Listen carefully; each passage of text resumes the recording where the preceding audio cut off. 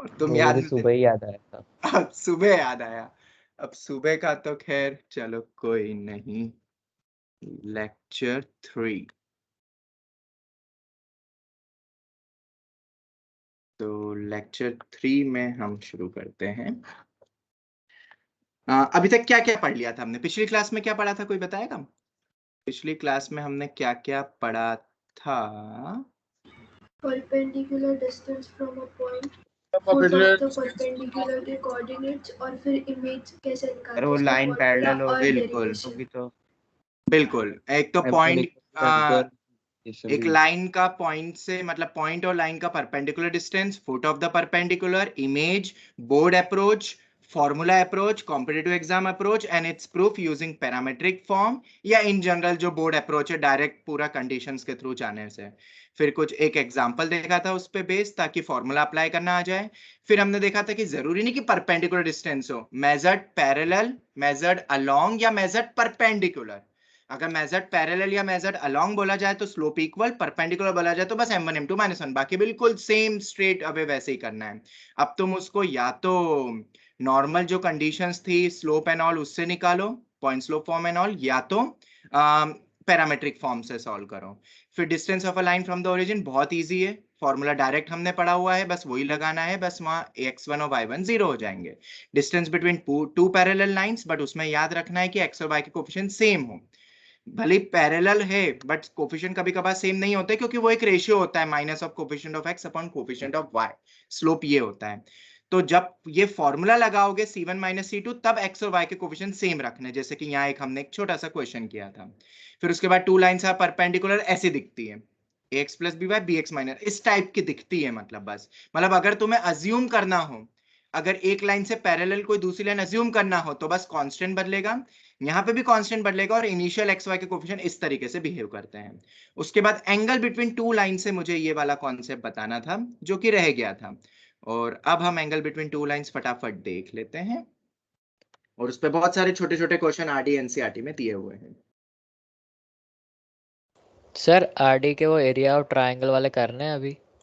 बस कर दो, अब तो क्या है, वो तो फॉर्मूला तुम्हें पता भी है, 11 में पढ़ा हुआ है ना, 10th में सॉरी। हाँ बस वही हाँ सर लगाना है, पढ़ा फिर हुआ भी हम देखेंगे, हम वो देखेंगे। बट तुम अप्लाई तो कर ही सकते हो, सॉल्व तो करना शुरू कर ही सकते हो, 10th में पढ़ा हुआ है वो फॉर्मूला, 3 पॉइंट्स गिवन होते हैं तो। Okay sir. ठीक है, फिर भी मैं बताने सर। वाला वो हूँ, स्कूल की बेफिक्र। एग्जाम चल रहे तो थोड़ा टाइम लगेगा तो चलेगा? क्या बोल रहे हो? स्कूल की एग्जाम चल रहे तो आरडी में थोड़ा टाइम लगेगा।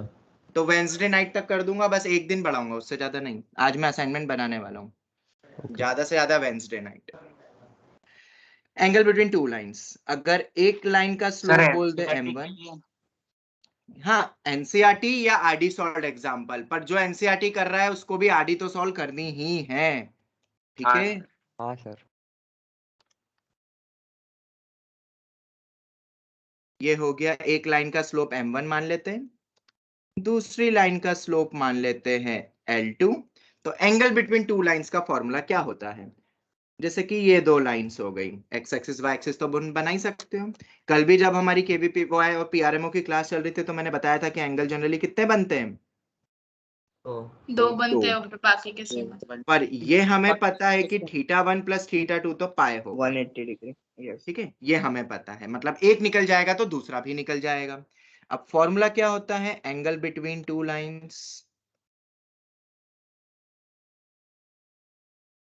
tan theta is equal to mod of m1 minus m2 upon 1 plus m1 m2।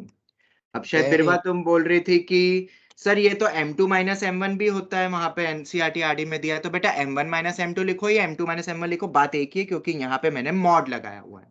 बस अब यहाँ पे मैं एक चीज चेंज कर रहा हूं, यहाँ पे मैं लिख देता हूं एक्यूट एंगल। क्या लिख देता हूं मैं? बोलो। Acute angle. Acute angle. अगर एक्यूट एंगल तुमसे पूछा जाता है बिटवीन टू लाइंस, तो mod of m1 minus m2 upon 1 plus m1 m2। क्यों ये एक्यूट क्यों देगा? क्योंकि मॉड लगा है। मॉड लगा है तो ये हमेशा पॉजिटिव ही वैल्यू आएगी, मतलब टेन थीटा मेरी पॉजिटिव वैल्यू आ रही है, और थीटा मुझे पता है कि 0 से पाई के बीच में होता है, तो थीटा कहां से के बीच में होगा? 0 से पाई बाई 2। तो हमें एक्यूट एंगल ही मिलेगा ना अगर हम मॉड लगाते हैं तो। अब तुम अंदर m2 माइनस m1 लिखो या m1 माइनस m2 लिखो, बात एक ही है। तो ये जो फॉर्मूला गिवन है वो एक्यूट एंगल का है। अब अगर मैं तुमसे पूछता हूं ऑब्ट्यूज एंगल कितना होगा, तो उसमें कुछ नहीं करना है, ये जो थीटा निकाला ना उसके बाद क्या कर दो, पाई माइनस थीटा, क्योंकि हमें पता है कि θ1 प्लस θ2 क्या होता है, पाई होता है। तो एक्यूट मॉड करके निकाल लो, ऑब्ट्यूज पाई माइनस थीटा कर लो। अगर इन जनरल तुमसे पूछा जाए angle between two lines, in general angle between two lines, तो हमेशा कितने एंगल्स आएंगे, दो एंगल आएंगे, एक तो ये थीटा और दूसरा pi minus theta. Any doubt? ठीक है, ये हो गए। मतलब एक्यूट पूछा जाए तो मॉड करके करना है, ऑब्ट्यूज पूछा जाए तो पहले एक्यूट ही निकलेगा फिर पाई माइनस करना है। समझ आया? सर हाँ बोलो। सर अगर क्वेश्चन में ऐसा लिखा हो कि a line makes an angle of 135 degree with the Y axis, तो हम सर कौन सा एंगल अज्यूम करेंगे उसको, मतलब? एक सेकंड बेटा मैं बता देता हूँ, एक second.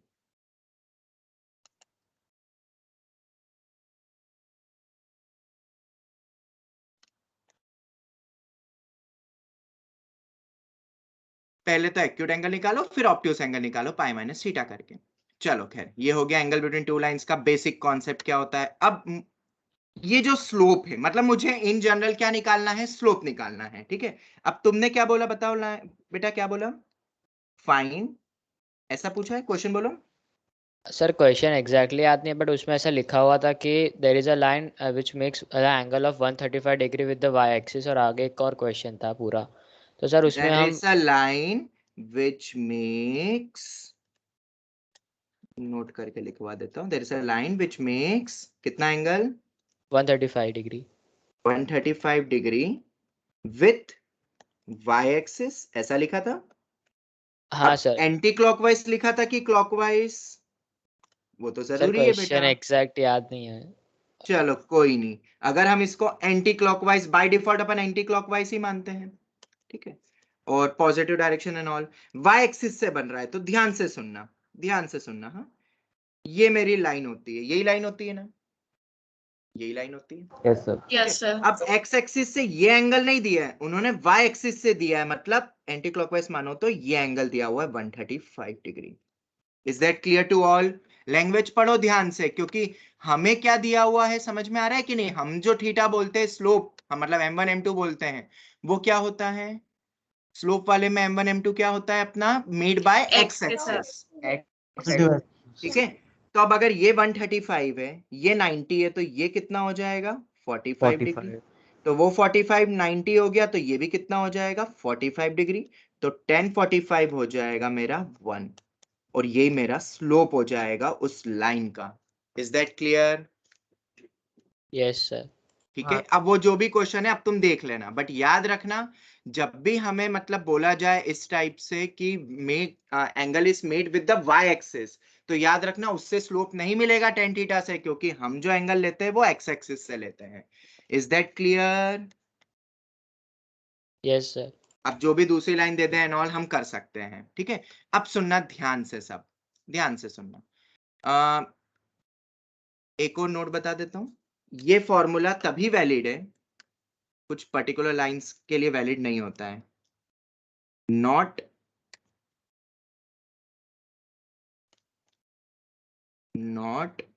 Valid for 90 degree. Perpendicular lines.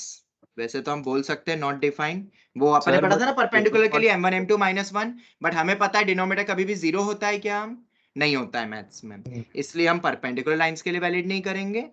Also for vertical lines, vertical lines के लिए हम वैलिड कर सकते हैं क्या ये फॉर्म, नहीं कर सकते हैं, क्योंकि एक स्लोप डिफाइंड ही नहीं होगा, हम वहां के लिए ये फॉर्मूला वैलिड नहीं बोलते हैं। मतलब वर्टिकल लाइन अगर दे दे तो वैलिड नहीं है, और परपेंडिकुलर लाइंस दे दे तो ये फॉर्मूला वैलिड नहीं है, हम बस m1 m2 -1 कंडीशन देते हैं। पर यहां हम नहीं रख सकते क्योंकि डिनोमिनेटर जीरो हो जाएगा, और डिनोमिनेटर जीरो मैथ्स में होता नहीं है। बस वो कंडीशन अलग है परपेंडिकुलर लाइंस की कि m1 m2 -1 होना चाहिए, पर इस फॉर्मूले में नहीं रख सकते हैं, ये याद रखना। चलो खैर, ये हो गया, ठीक है, सर बहुत बट अगर इंपॉर्टेंट 90 पॉइंट था डिग्री रखेंगे तो LHS और RHS दोनों ही अनडिफाइंड हो जाएंगे ना। बेटा। तो डिफाइन नहीं होता है ना, डोमेन में नहीं है तो वो चीज रखते नहीं है, वरना तो टेन थीटा के डोमेन में 90 डिग्री आता। ओके, चलो आगे बढ़ते हैं। वो अपन बोल देते हैं बट रख नहीं सकते बेटा। इन्फिनिटी अपन हर बार कई बार के टेंडिंग में रखते हैं, पर एग्जैक्ट नहीं रख सकते बेटा कभी भी, क्योंकि डिनोमिनेटर 0 कभी नहीं होता है मैथ्स में। ओके, कॉन्सेप्ट याद रखो। आगे बढ़ते हैं अब, ठीक है। जो मैंने अभी पॉइंट तुम्हें बोला कि वर्टिकल लाइंस के लिए वैलिड नहीं है, तो अगर तुम्हें ऐसा बोला जाए कि find the acute angle made by line x plus root 3 y minus equals to 1 and yx and x equal to 5। अगर ऐसा क्वेश्चन आ जाता है तो क्या हम फॉर्मूला लगा सकते हैं क्या, बताओ। हियर फॉर्मूला वर्टिकल है। फेल्स, क्योंकि वर्टिकल है, फॉर्मूले में अपन नॉट डिफाइंड टर्म नहीं रख सकते। तो अब हम कैसे करेंगे, ज्योमेट्रिकली। क्लास 10th की अप्रोच लगेगी, ज्योमेट्रिकली करेंगे हम इसको क्रैक। और बहुत इजी है, क्योंकि हमारे पास एक लाइन है x plus root 3y equal to 1। पहले तो सबको एक तरफ लेकर आओ, पहले x का कोफिशिएंट लिखते हैं, फिर y का कोफिशिएंट लिखते हैं, फिर कांस्टेंट। ये तो एक स्टैंडर्ड अप्रोच है जो याद रखना, हमेशा पहले सबको एक तरफ लाओ, पहले x का कोफिशिएंट, फिर y, फिर कांस्टेंट। याद रखोगे ना बेटा ये पॉइंट हमेशा, यस ठीक है, सर। ताकि कोई गलती नहीं हो। हम इसको एक पैटर्न ही बना हाँ, लेंगे कि सर। पहले एक तरफ लाओ, पहले x का कोफिशिएंट, फिर y, फिर वो, क्योंकि कंपैरिजन एंड ऑल सब में बहुत कुछ गलतियां हो सकती है। वो जानबूझ के पहले y लिख के देंगे, वो जानबूझ के ऐसी इक्वेशन देते हैं examiner, plus X equal to 1 करके। तो पहले उसमें x लिखो, फिर y लिखो, फिर कांस्टेंट, वरना तो तुम स्लोप वगैरह में गलती कर सकते हो, करोगे ऐसा नहीं बोल रहा हूं, ठीक है। अब हमें पता है स्लोप होता है minus of coefficient of x upon coefficient of y, मतलब -1/√3, ये आ गया, ठीक है। तो m आ गया मेरे पास -1/√3, m आ गया मेरे पास -1/√3, ठीक है। हाँ, एक और चीज सुन लो सब ध्यान से।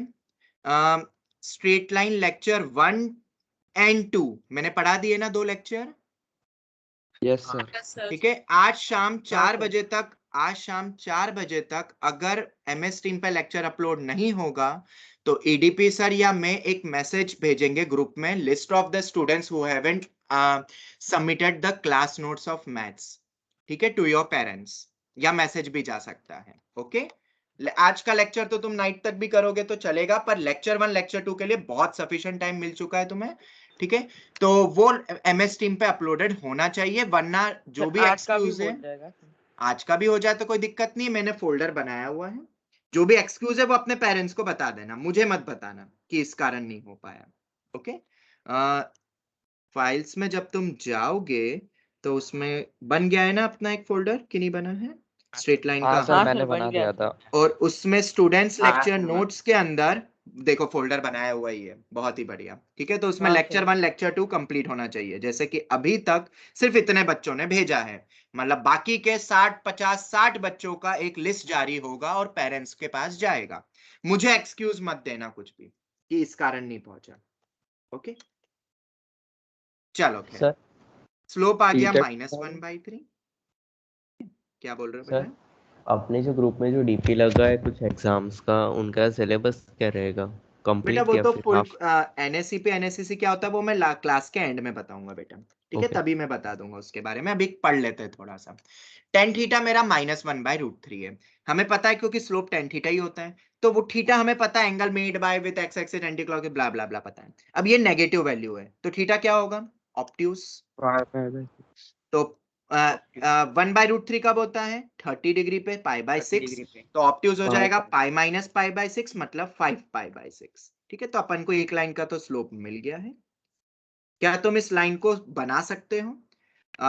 बनाना बहुत आसान होता है, लाइन को प्लॉट करना। x को 0 करो तो y कितना आ रहा है, बोलो। x को 0 रखने में y कितना आएगा, 1/√3 आएगा कि नहीं आएगा? x को 0 रखने पे y आ रहा है 1/√3 और y को 0 रखने में x आ जाएगा 1। x1 आ रहा है। तो सर, ये आप मेरी लाइन है, पाए रखते हैं ना, ठीक है। अब उसके बाद ये हमारा हो गया है 5π/6 एंगल, ऑब्ट्यूज एंगल जो अपना स्लोप का थीटा होता है। तो हमें कौन सा एंगल निकालना है, ये मैंने बनाया। अब ये पॉइंट कितना है मेरा, बताओ। ये 1 है ना, ये मेरा 1 है। y इक्वल टू x, वो y को 0 कराता तो x1 है। अब दूसरी लाइन कौन सी है मेरी, बताओ। x equal to 5। तो x इक्वल टू 5 वाली लाइन कहां से निकलेगी, बताओ। यहां से कहीं से निकलेगी, मान लेते हैं, ठीक है। तो हमारे पास यही एंगल आ रहे ना, एक ये और एक ये, यही दो एंगल बनेंगे, ठीक है। अब हमें एक्यूट एंगल बोला है, तो अपन देख लेंगे, जो एक्यूट एंगल आएगा वो अपन देख लेंगे, ठीक है। 0 से 90 वाला। तो क्या ज्योमेट्रिकली ये एंगल निकाल सकते हो, पहले तो ये बताओ। बिल्कुल निकाल सकते हैं, ये 90 डिग्री है। ये 5π/6 है, तो ये लीनियर पेयर बन रहा है, तो ये कितना हो जाएगा, वही अपना 30 डिग्री। 30 डिग्री। ये वाला 30 60 ये आ 90 तो जाएगा। कितना हो जाएगा, 60 डिग्री हो 60 जाएगा, और डिग्री। ये 120 डिग्री हो जाएगा। तो ये मेरी x इक्वल टू 5 वाली लाइन ऐसी क्यों बनाई, क्योंकि देखो ना, x इक्वल टू कॉन्स्टेंट वाली लाइन ऐसी होती है और y इक्वल टू कॉन्स्टेंट वाली लाइन ऐसी होती है। ये हमने दो लाइन तो देखी हुई थी बीच में। तो अब बताओ एंगल कितना, मतलब कितना बन गया एक्यूट एंगल इन दोनों लाइंस के बीच का, 60 डिग्री 60 डिग्री, ठीक है। हाँ, π/3, या ऑब्ट्यूज पूछते तो 120 डिग्री। तो बहुत इजी रहता है क्वेश्चन, बट ये क्वेश्चन तुम्हारे बोर्ड एग्जाम में पूछा जाता है और बहुत सारे बच्चे धराशायी हो जाते हैं, क्योंकि सर फॉर्मूला लग ही नहीं रहा था तो हम कर ही नहीं पाए। बट इन टाइप के क्वेश्चंस में क्या करना है, मैंने कंडीशन बताई दी है, ज्योमेट्रिकली, और बहुत इजी है मेरे ख्याल से। क्या टफ है क्या ये, बिल्कुल भी नहीं। एक और चीज, नहीं सर। अगर तुम्हें ये y एक्सिस से एंगल दे देते तो भी लॉजिकली यहां तक पहुंच सकते हो ना, एंगल चेसिंग के थ्रू। मेरे ख्याल से बहुत इजी रहता है, तो रटो मत। मेरा मुद्दा बस यही है, मेरा कहने का मतलब बस यही है कि रटो मत। इस फॉर्मूले पे बेस तो बहुत सारे क्वेश्चन है, वो तुम कर लोगे। हाँ, एक और चीज, अगर तुम्हें एंगल दे दे तो मॉड हटेगा तो क्या आएगा, बताओ। प्लस माइनस आ जाएगा। Plus minus. ये तो पता है ना सबको, तो दो वैल्यू वगैरह मिल सकती है, और ऐसे क्वेश्चन दिए एनसीईआरटी और आरडी शर्मा में स्पेशली दिए हुए हैं, तो वो तो तुम कर लोगे ना। बेसिकली बस ये एक क्वेश्चन इंपॉर्टेंट है जो मैंने तुम्हें बता दिया। अब हम आगे बढ़ सकते हैं, जवाब दो। Yes sir. दूसरा कॉन्सेप्ट बहुत ही ज्यादा इंपॉर्टेंट है। ये फॉर्मूला और कहां फेल हो जाता है, जो तुम्हें किसी भी बुक में नहीं मिलेगा, बस IIT JEE पूछ लेती है, और वो क्या है वो सुनना बेटा। परपेंडिकुलर में तो m1 m2 -1 ऐसे ही कर लोगे, तो वो क्या बताने में, वो तो बताया हुआ है। कॉन्सेप्ट सुनो अब। ये एक ट्राइंगल है, क्या है ये, एक ट्राइंगल। इसके अगर मैंने तुम्हें तीनों पॉइंट्स दे दिए, x3 y3, तो बताओ एंगल बिटवीन लाइंस निकाल सकते हो, ये एंगल निकाल सकते हो। बिल्कुल निकाल सकते हैं। कैसे, क्या हम इसका स्लोप निकाल सकते हैं। Yes sir. Yes sir. इसको m2 बोल देता हूं, इसको m1 बोल देता हूं, इसको m3 बोल देता हूं। m3 कितना होगा बोलो, y2 - y1 upon x2 - x1। दो पॉइंट से स्लोप निकालना आता है ना बेटा सबको, कि सब भूल भुला के बैठे हो। हाँ सर, आता है। आता है। चलो ठीक आता है, है। ये हो गया। और y3 - y2 अपॉन में x3 - x2, ये आ गया, ये आ गया, ये आ गया। ठीक है, ये तीनों स्लोप्स आ गए मेरे पास। अब इस स्लोप के बाद, अब इस स्लोप के बाद क्या करेंगे हम, स्लोप्स तो आ गए, तो सुनो ध्यान से। अब सभी ध्यान से सुनना बच्चा। हमें अगर ये एंगल निकालना है, तो अब तो तुम फॉर्मूला लगा दोगे ना, ये वाला फॉर्मूला याद है कि नहीं। यस सर, मॉड ऑफ चलो, m1 तो अब अपने पास, अब अपने पास IIT कॉन्सेप्ट शुरू होती है। अब मैंने तुमसे पूछा है इंटरनल एंगल, मैंने तुमसे क्या पूछा है, फाइंड या Internal. How to find internal angle. क्या क्वेश्चन में कुछ अंतर है, बिल्कुल अंतर है। तुम्हें जो फॉर्मूला पता है वो किसका पता है, एक्यूट एंगल का, है ना। और अगर तुमसे ऑब्ट्यूज पूछे तो क्या कर दोगे, पाई माइनस थीटा पाई कर माइनस दोगे फिर। बट ये इंटरनल एंगल कैसे निकालोगे, मुद्दा यहां पर है। क्यों, क्योंकि ये एंगल तो मेरे ख्याल से एक्यूट भी हो सकता है, तो ऑब्ट्यूज भी हो सकता है। तो हाउ यू विल जज कि that this angle will be acute या ऑब्ट्यूज, ये तो एक रफ फिगर बनाया है, रफ फिगर से यू कांट प्रेडिक्ट कि ये एंगल एक्यूट है कि obtuse. Logic timing to think starts now. तुम्हें 2 मिनट देता हूं, पेशेंटली सोचो, एब्रप्टली बोलोगे तो आंसर गलत आएगा। ओके, क्वेश्चन समझ में आया कि नहीं, वरना मैं फिर से समझा दूंगा। क्वेश्चन सिर्फ ये है कि ये एंगल ए निकालो। फॉर्मूला मैंने एक्यूट ऑब्ट्यूज का दिया है, तुम्हें सबको पता है कि ट्रायंगल के अंदर का एंगल एक्यूट भी हो सकता है तो ऑब्ट्यूज भी हो सकता है। पर मैं तुमसे इंटरनल एंगल पूछ रहा हूं, क्या वो 2 होंगे एंगल की एक ही होगा एंगल? एक ही होगा ना ये तो एंगल। ये 2 हो सकते हैं क्या कभी भी? Obviously not. इंटरनल एंगल तो एक ही होगा। कैसे प्रेडिक्ट करोगे कि ये एक्यूट है कि ऑब्ट्यूज? क्योंकि मेरे पास तो दोनों के फॉर्मूले से आंसर तो आ जाएगा, पर ये एंगल कौन सा होगा ये कैसे पता करोगे? ये इंटरनल एंगल। सर हम्म, सर हमें ए बी और सी के पॉइंट्स दिए होंगे, तो हमने जैसे ज्योमेट्री की क्लास में सीखा था कोसाइन रूल, तो वो लगा हाँ, हाँ, वेरी भाई, गुड, वेरी सी गुड। पैरेललोग्राम लॉ पहला लगा। तरीका मेथड 1 हो गया मेरा, वेरी गुड, बिल्कुल सही बोला। Find A B C, step number 1 distance formula के थ्रू, और एक कोसाइन फॉर्मूला होता है जो मैंने पीआरएमओ की क्लास में बताया हुआ है। वेरी गुड, तुम्हें याद रहा। और जिसको नहीं पता वो ट्रिगो की फॉर्मूला शीट में देख सकता है, उसमें दिया हुआ है बी स्क्वायर प्लस सी स्क्वायर माइनस ए स्क्वायर अपॉन में 2bc। यहाँ अगर रेशियो भी होता साइड्स का तो भी निकल जाता, क्योंकि डायमेंशन लेस क्वांटिटी और रेशियो है एक ही। सर यहाँ पे तो एक और अपन इस मेथड भी तरीके से लगेगा। निकाल सकते। एक सेकंड बेटा, मेरे सेंटेंस को कंप्लीट होने का मतलब पता है क्या होता है? कि टीचर बोले उसके बीच में बोलता है बच्चा। बोलो, टीचर को पहले कंप्लीट होने दो बेटा, टीचर क्या बोल रहा है वो सुनो, फिर बोलो जब स्टेटमेंट खत्म हो सर का। Find ABC distance formula, cosine rule लगाओ, बी स्क्वायर प्लस सी स्क्वायर माइनस ए स्क्वायर।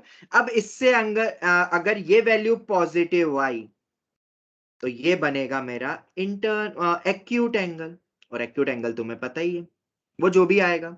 और अगर ये वैल्यू नेगेटिव हो गई तो कॉस नेगेटिव तुम्हें पता है ऑब्ट्यूज एंगल में बनता है, वो एंगल तुम देख लेना। ये आ गया, ये एक वन ऑफ द मेथड है, पर ये थोड़ा सा लेंदी मेथड है। क्यों?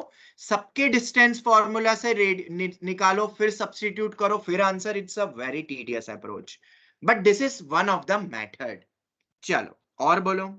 सर अगर हम एनालिटिकली देखें तो जो इंटरनल आएंगे तीनों, वो तीनों 180 के इक्वल होने चाहिए। वेरी गुड, चलो मेथड 2, वेरी गुड। सोचते हो तुम भी, ऐसी बात नहीं। और जब से ज्योमेट्री पढ़ाया है मैंने, तुम्हारी थिंकिंग अप्रोच बड़ी है, अच्छी बात है। मेथड 2 सुनना ध्यान से सब। अरे फिर बोलना शुरू कर दिया। तुम्हें समझ नहीं आती क्या एक चीज? अब मैं लेफ्ट आउट करूं क्या तुम्हें मीटिंग से? कितनी बार एक ही चीज बताता हूं मैं कि जब टीचर बोले तो बच्चे नहीं बोलने चाहिए, पूरी क्लास बैठी है। तुम्हें यही चीज बार बार बोल बोल के अभी कितने महीने हो गए तुम्हें, फिर तुम गुस्सा दिलाते हो। जब स्टेटमेंट कंप्लीट हो फिर बोलते ना। तुम 10th तक भी यही करते थे क्या स्कूल में, कि टीचर बोल रहा और बोलना शुरू कर देते थे और टीचर खुश होता था? जरा बताना तो मुझे, क्या स्कूल में तुमने यही चीज सीखी है, यही एटिकेट सीखे हैं? पता नहीं, स्कूल तो जाते थे ना, शायद 9 तक तो जाते ही थे स्कूल तो। आई डोंट नो, तुम्हें टीचर ने ये बताया कि टीचर मैं बोलूं तब तुम बोलो? पता नहीं तुम्हारा क्या है, सुनने की आदत ही नहीं है। You are not a good listener, सच में। और बहुत बुरी हालत होगी तुम्हारी आगे जाके धीरे धीरे।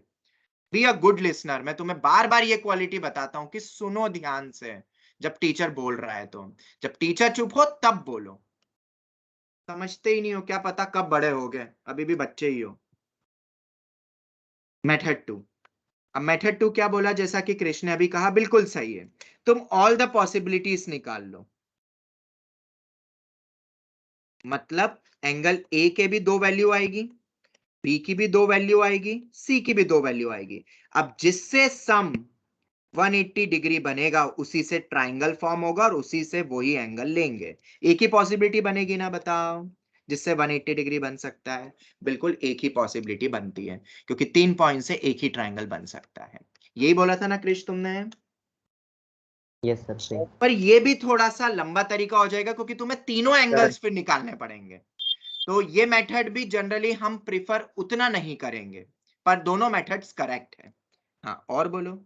सर हम परपेंडिकुलर बना सकते हैं सेंटर से, और फिर जो हमने वेक्टर फॉर्म पढ़ा था फिजिक्स में, वो अप्लाई करके ए बी का dot product upon A B का डायरेक्शन बेटा दोनों को वही हो जाएगा, जितना टाइम कोसाइन फॉर्मूला भी वही होता है, वेक्टर निकाल के डॉट प्रोडक्ट वो under root of A square plus B square, सब कुछ सेम ही है वो तो, और कुछ ठीक है, खैर वो भी वेक्टर कॉन्सेप्ट ठीक है। और सर, बोलो। तो दोनों जो स्लोप आए उन दोनों का मल्टीप्लिकेशन करेंगे, अगर नेगेटिव आएगा तो फिर एक्यूट होगा और पॉजिटिव। बिल्कुल रॉन्ग, बिल्कुल रॉन्ग, सर 100% रॉन्ग।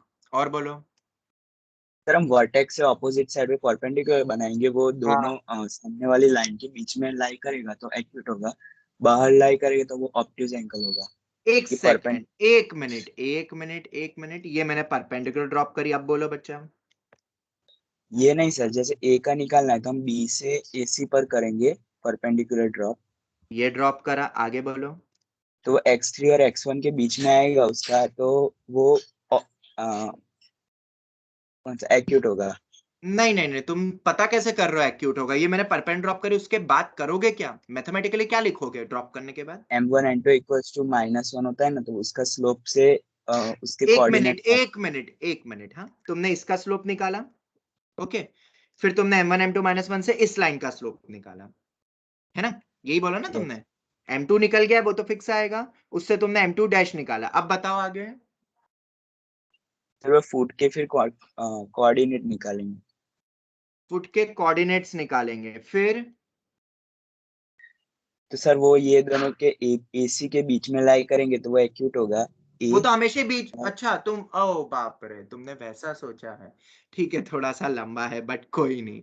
अब सुनो तरीका क्या है, ठीक है, ध्यान से सुनना। एक लॉजिक है, उस लॉजिक को हम कॉम्प्लेक्स नंबर में और डिटेल में देखेंगे, या कुछ हद तक वेक्टर कॉन्सेप्ट भी कुछ वैसी ही रहती है। लॉजिक का प्रूफ इन दो कॉन्सेप्ट से आएगा, कॉम्प्लेक्स की ज्योमेट्री एंड ऑल, तब तो देखेंगे इसे ही। अब सुनना, तुम्हें करना क्या है, एग्जैक्ट मेथड। मान लो, ध्यान से सुनना, हाँ, मुझे ये एंगल निकालना है, ठीक है, इसको मैंने क्या बोला है, M3 बोला है, और इसको क्या बोला है मैंने, M2 बोला है। मुझे एंगल A निकालना है, इंटरनल एंगल। तो ध्यान से सुनना क्या करनी है प्रोसीजर। पहला जो पॉइंट है वो है draw the rough figure. Draw rough figure. Rough figure बोले तो सिर्फ तुम्हें ये पता करना है कि AB लाइन इधर आएगी, इन दोनों में से कौन सी पॉसिबिलिटी है, बस इतना पता करना है। क्या ये तो तुम पता कर लोगे ना स्लोप से, स्लोप की वैल्यू से? बोलो जल्दी, कौन सा किस तरफ आएगा, क्या ये पता कर सकते यस हो? सर। बिल्कुल। ये एक रफ फिगर बनाना आता है ना सबको, कि एक स्लोप नेगेटिव है तो एक लाइन इधर आएगी, स्लोप हाँ पॉजिटिव है तो सर। दूसरी लाइन ऐसी आएगी। इतना तो सबको Yes. क्लियर है, ठीक है, मतलब एक रफ फिगर बनाना है इन शॉर्ट तुम्हें, कि कौन सी लाइन किस तरफ आएगी। और रफ फिगर बनाना बहुत इजी होता है, लाइन पे कोई भी 2 पॉइंट लेके भी तुम बना सकते हो। तो रफ फिगर बनाना सबको आ गया, कैसे रफ फिगर बनाना है, किस तरफ कौन सी लाइन होगी, डायरेक्शन हमें पता करना है, to get the direction. Is that clear? Is that clear? Yes sir. अब मान लो कि ऐसा लाइन बनता है, ए बी इस तरफ आता है और AC इस तरफ आता है, ठीक है, तो हमें ये एंगल निकालना है ना, एंगल है, तो ध्यान से सुनना, एंटी क्लॉकवाइज डायरेक्शन बनाओ। क्या बोला मैंने बेटा, क्या बोला बेटा मैंने? ड्रॉ एंटी क्लॉकवाइज डायरेक्शन में। Anti clockwise direction at that angle. क्या याद रख सकते हो? ये मेरा दूसरा पॉइंट रहेगा, ध्यान से समझना, ये किताबों में नहीं दिया रहता है। थर्ड पॉइंट, अब तुम लगाओगे फॉर्मूला पर, अब मॉड नहीं होगा। फाइनल स्लोप पता है ना, वेक्टर क्वांटिटी में अपन ऐसे एंटी क्लॉकवाइज मूव करते तो ये फाइनल होगा और ये इनिशियल होगा। बोलो यस और no? Yes sir. Final minus initial, वैसे ही final slope minus initial slope upon 1 plus दोनों का प्रोडक्ट, ये हमारा फॉर्मूला रहेगा। अब इससे ये वैल्यू अगर पॉजिटिव आती है तो theta, that is angle A, इसको थीटा नहीं इसको ए ही बोलो। तो ये जो एंगल है ए, अगर ये पॉजिटिव आता है तो हमें क्या मिलेगा बोलो? Acute angle. और अगर ये वैल्यू नेगेटिव आती है तो ए अपना क्या बन जाएगा, ऑब्ट्यूज। मतलब पूरा दारमदार किस पे डिपेंड करता है, ड्रॉ द रफ फिगर और फिर एंटी क्लॉकवाइज डायरेक्शन बनाओ, then final minus initial upon 1 plus m1 m2। मान लेते हैं से कोई ऐसा अपन को निकालना है, कोई भी ये एंगल निकालना है, मान लो ये एंगल निकालना। अब ये हर जगह वैलिड है, ये एक्सटर्नल एंगल के लिए भी वैलिड है, ठीक है। मान लो मुझे ये एंगल निकालना है, तो ये एंगल निकालना है, तो मान लो ये m1 है, ये m2 है। तो सबसे पहले तो क्या करेंगे, अगर एक रफ फिगर बनाया हुआ, तो ये अपन ने क्या बनाया, मानो मैंने एक ये एंटी क्लॉकवाइज डायरेक्शन बनाया पहले। अब बताओ फाइनल क्या होगा, m1 upon 1 plus m2। Mod लगाना है क्या, अब नहीं, अब मॉड नहीं लगाना है। अब जो वैल्यू पॉजिटिव नेगेटिव आए वही डिसाइड कर देगी एक्यूट ऑब्ट्यूज क्या, कौन सा वाला एंगल होगा। मान लो तुम्हें ये एंगल निकालना है, ध्यान से सुनना, आप ये सब जगह वैलिड है, सब जगह वैलिड है, बस एक रफ फिगर करेक्ट बनाना। फिगर में अगर तुम्हें, आप समझ में आ गया, फिगर में अगर ये लाइन को इधर बना दिया, ये लाइन को इधर बना दिया, तो उल्टा हो जाएगा ना, फिर समझ आ रहा है ना बेटा। यस ठीक है, तो रफ फिगर बहुत जरूरी है, और रफ फिगर सबको आता है लाइन बनाना, तो मेरे ख्याल से ठीक है। अब सुनना, मान लो मुझे ये एंगल निकालना है, ये वाला एंगल निकालना है, ये वाला, ठीक है। तो क्या करोगे, अगर ये एंगल निकालना है, एक मैंने रफ फिगर तो बना लिया है, तो सबसे पहले आप क्या करोगे, एंटी क्लॉकवाइज डायरेक्शन। कैसे बनेगी एंटी क्लॉकवाइज डायरेक्शन, ऐसी, ठीक है। अब इसका स्लोप अगर m1 है, इसका स्लोप m2 है, तो m1 minus m2 upon 1 plus m1 m2। Final slope minus initial, ये फाइनल बनेगा अब। और इससे जो एंगल आएगा, मान लो ये अल्फा है, वही मेरा एक्चुअल एंगल होगा। तो कोई भी फिगर दे दे और फिर तुमसे एंगल पूछे, ध्यान से सुनना, कोई भी फिगर दे दे, फिगर बना के दे दे, जैसे कि मैंने ये ट्रायंगल बना के दिया था, और फिर मैंने तुमसे पूछा था कि ये एंगल बताओ, तो क्या करोगे, anti clockwise direction, final minus initial. मान लो अगर मैं तुमसे फिगर बना के ये एंगल पूछ लेता, इधर वाला, तो क्या करते, एंटी क्लॉकवाइज डायरेक्शन कैसी बनती, अब ऐसी बनती। अब फाइनल मतलब इसका स्लोप माइनस इसका स्लोप, और ये लाइन तो हमें पता ही है, अपॉन 1 प्लस m1 m2। तो लॉजिक समझ में आया क्या, ये आगे जाके कोनिक सेक्शन में भी जब कभी भी दो लाइन के बीच का इंटरनल एंगल निकालना होगा तो कर लोगे, ये किसी भी किताब में नहीं मिलेगा, ठीक है। समझना इस कॉन्सेप्ट को, this is the best way, बिना ज्यादा कैलकुलेशन करें, and this is the perfect way जो आगे भी बहुत काम आएगा। समझ आया कि सर नहीं? एक मिनट ऊपर कर सकते क्वेश्चन पर। क्वेश्चन तो खैर मैंने दिया नहीं था, ये तो मतलब हाँ सर, इसमें कॉन्सेप्ट ऐसा पूछना था कि हम 10A जो परपेंडिकुलर खींचे ना, उससे राइट एंगल ट्रायंगल बन गया, तो फिर हम 10A निकाल कर जो डिस्टेंस फॉर्मूला से हमने निकाले थे, ये सब कुछ नहीं करना है, वो सब देख लेना, आ जाए तो ठीक है। देखो बहुत मेथड है फिर तो, उनसे अच्छी तो फिर तो यही मेथड है, कोसाइन फॉर्मूला, ठीक है। पर इतना वक्त नहीं होता है बेटा पेपर में, तुम तो 6 स्टेप होती तो बोलते हो बहुत लेंदी क्वेश्चन है, ठीक है। तो इधर तो सिर्फ एक एंगल निकालने में तुम लगा दोगे 10 मिनट, तो इतना टाइम नहीं रहता है बेटा। फटाफट रफ फिगर बनाओ, फाइनल माइनस इनिशियल करो, क्वेश्चन खत्म करो। Is that clear? यस। इससे इजीएस्ट कोई और अप्रोच नहीं मिलेगी, तुम किसी भी किताब में या कोई भी लॉजिक लगा के तुम देख लेना, एनालाइज करके देख लेना कितना वक्त लगता है। Is that clear to you? Rough figure बनाना आता है ना? Yes. रफ फिगर बनाना आता है कि नहीं, कि रफ फिगर भी सिखाऊं कैसे बनाते हैं? पूछ लिया करो, अगर नहीं आता है तो भाई रफ फिगर बनाना, चुप मत रहा करो। कितनी बार तुम्हें बोला है, जहां बोलना होता है वहां बोलते नहीं हो। मान लो ये दो लाइन दे दी, ठीक है, क्या इसका आप रफ फिगर बना सकते हो? दो लाइन, इन दो लाइन को ऐसी तीसरी लाइन भी दे सकते हैं। रफ फिगर कैसे बनाओगे? तो रफ फिगर बनाने Slope का बहुत निकाल। इजी तरीका है, स्लोप भी रहने दो, मतलब जैसे कि 2 पॉइंट रखो, तो देखो x को 0 रखेंगे तो y कितना आ रहा है, 1/√3, और y को 0 रखेंगे तो x 1 आ रहा है, तो क्या ये लाइन ऐसी बनेगी, स्लोप नेगेटिव भी है और ऐसी Yes, बनेगी। sir. और इंटरसेप्ट ऑन y एक्सिस भी तुम देख सकते हो, दोनों पॉइंट x को 0 y को 0, सबसे बेस्ट वे, इधर रखो x को 0 तो y आ रहा है 1, ये कितना था, x को जो 1/√3 था ना ये, तो ये ऊपर जाएगा। x को 0 रखूंगा तो y1, और y को 0 रखूंगा तो -1 आ रहा है। तो दूसरी लाइन कैसी बनेगी, ऐसी बनेगी ना, हाँ ये बन गया। अब तुमसे मान लो, अब ट्राइंगल, अब मुझे, मैंने तीसरी लाइन बना के नहीं दी, मान लो तीसरी लाइन ऐसी बन रही है, थर्ड लाइन मान लो ऐसी बन रही है, ठीक है। तो ट्राइंगल कौन सा बना, बोलो ट्राइंगल कौन सा बना, ये वाला, ये बनेगा ना बेटा हाँ ट्राइंगल, ये बना। अब तुमसे Yes, इसमें sir. से कोई भी इंटरनल एंगल पूछे तुम निकाल सकते हो, कोई भी इंटरनल एंगल, मान लो हाँ ये एंगल निकालना है, तो ये एंटी क्लॉकवाइज डायरेक्शन, सबको M एंटी, हाँ एंटी क्लॉकवाइज मतलब काउंटर क्लॉकवाइज ही होता है, पता है ना सबको, एंटी बोलो या काउंटर बोलो, बात एक। यस सर पता है। एंटी क्लॉकवाइज बनाया, अब अगर इसका स्लोप m है, इसका स्लोप मतलब कुछ भी मान लो, इसका m1 इसका m2 है, तो ये एंगल निकाल सकते हो ना इजिली, बस ये एंगल। अगर ये बाहर वाला एंगल निकालना तो ये वाला डायरेक्शन बन जाएगा, फिर फाइनल माइनस इनिशियल, तुम्हें पता है अब। तो रफ फिगर भी बनाना आ गया ना सबको बेटा? कितना टाइम लगेगा रफ फिगर बनाने में? हार्डली 10 to 15 सेकेंड्स, x को 0 y को 0। ठीक है, चलो, एनी डाउट टिल हियर? ये सब हो गया, ठीक है, आगे बढ़ते हैं। मतलब एक बहुत इंपॉर्टेंट कॉन्सेप्ट आज तुमने सीख ली, इसलिए मैं एंगल बिटवीन टू लाइंस ऐसे नहीं पढ़ा रहा था, उसमें वक्त लगता है। अब समझ में आया? इतना छोटा टॉपिक नहीं है एंगल बिटवीन टू लाइंस, लगता है बहुत छोटा सा। और ये आखिरी पॉइंट तो अच्छे अच्छे बच्चों को नहीं पता रहता, अच्छे अच्छे बच्चों को, टॉपर्स को भी नहीं पता रहता है, जो तुमने यहाँ सीखा एक्सक्लूसिव इन माय क्लास। तो ये मैं इसलिए कह रहा हूँ ताकि तुम इस इंपॉर्टेंस को समझना बेटा।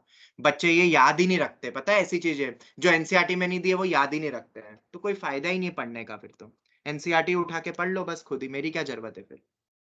और क्वेश्चन इन कॉन्सेप्ट्स पे आते तो फिर बनते नहीं है, बोलते हो कि पेपर बहुत टफ आया, क्लास में सबकी सब पढ़ाया हुआ है। चलो अब आगे बढ़ते, जो मैं चैलेंजिंग क्वेश्चन देने वाला था वो अब क्लास में डिस्कस कर लेते भाई। अब a line through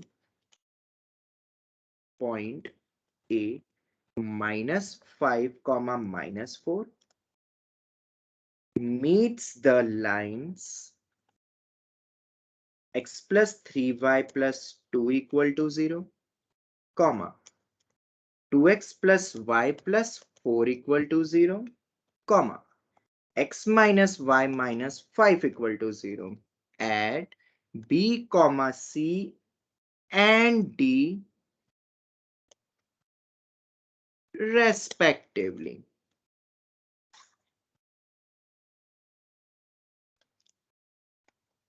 This implies एक और also एक रिलेशन और गिवन है, also 15 अपॉन में ए बी, ये आरडी में दिया हुआ है, ठीक है, 15 अपॉन ए बी का होल स्क्वायर 10 अपॉन में ए सी का whole square is equal to 6 upon में ए डी का होल स्क्वायर, ये दे दिए। अब find equation of that line, उस लाइन की क्या निकालनी है तुम्हें? इक्वेशन निकालनी है। आराम से पढ़ो एक बार, क्वेश्चन बहुत अच्छा है, आईआईटी का पीवाईक्यू है, आरडी का क्वेश्चन है और मेंस एक्सपेक्टेड है। सोर्सेस मैंने तुम्हें दे दिए, और अगर आरडी में है तो एनसीईआरटी वाले मतलब स्कूल वाले पूछ सकते हैं 4 to 6 मार्क्स में। क्वेश्चन बहुत अच्छा है, बहुत ही अच्छा है। कर रहे हो? एक बार सोच रहे हो? 2-3 मिनट सोचने के लिए? ठीक है, यस सर। पहले तो सोचो क्वेश्चन को फिगर बना के कि कैसे क्या क्या अप्रोच होगी, फिर हम डिस्कस करेंगे।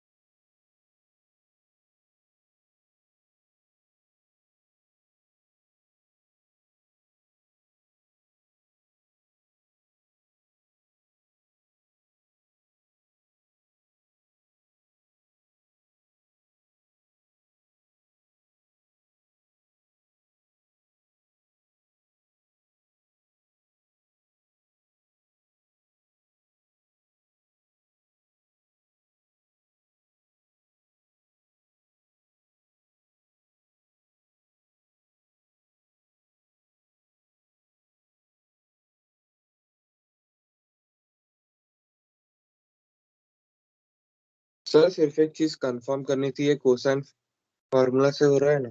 बिल्कुल नहीं।